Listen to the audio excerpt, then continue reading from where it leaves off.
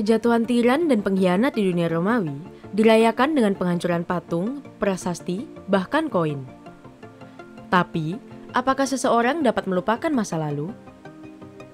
Damnatio Memoriae menjadi hukuman terberat bagi pengkhianat bangsa Romawi. Apakah ini benar-benar dapat menghilangkan kenangan buruk orang Romawi akan bekas pemimpin yang kejam? Mereka melemparkan, memukul, dan menyeret semua patungnya, seolah-olah semua itu dapat menyakiti si pengkhianat. Begitulah nasib Sejanus, prefek Praetorian Kaisar Tiberius yang kejam. Kejatuhannya pada tahun 31 Masehi ditandai dengan penghancuran patung-patungnya.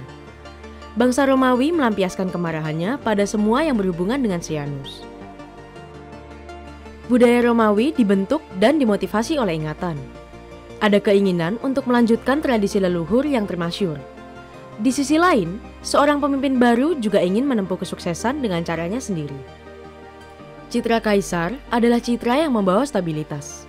Baik itu ditampilkan di atas kudanya sebagai jenderal kemenangan, atau dibalut kesucian sebagai Pontifex Maximus, imam kepala. Citra itu seakan menunjukkan keteraturan di dunia Romawi, musuh telah dikalahkan, dan dewa dibuat senang.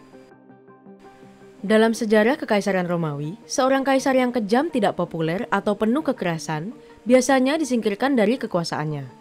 Lalu, bagaimana dengan citranya yang ditunjukkan lewat koin, patung, atau lukisan? Sama dengan pemiliknya, semua koin atau karya seni yang menunjukkan rupa kaisar pengkhianat akan disingkirkan dengan kejam. Patung-patung dirobohkan dan dihancurkan, nama-nama pada prasasti diretas, dan koin-koin dilebur. Praktik ini disebut Damnatio Memoriae atau mengutuk ingatan. Tidak ada proses hukum untuk penghancuran semua hal yang berkaitan dengan kaisar atau pemimpin.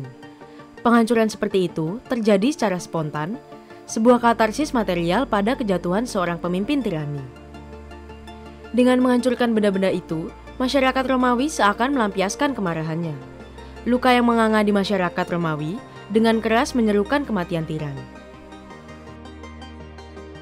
Damnatio Memoriae bukan fenomena yang unik yang hanya terjadi di zaman Romawi kuno. Hal ini terus berlangsung hingga kini.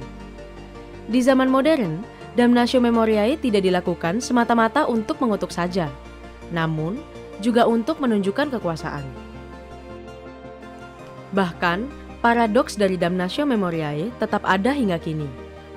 Di dunia dengan kemajuan teknologi, penghancuran memori menjadi tujuan yang sulit dipahami bagi para diktator.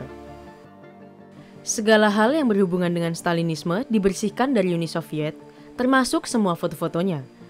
Namun ironisnya, ketidakhadiran gambar atau patung justru membuat kehadiran mereka yang dikutuk justru makin terasa.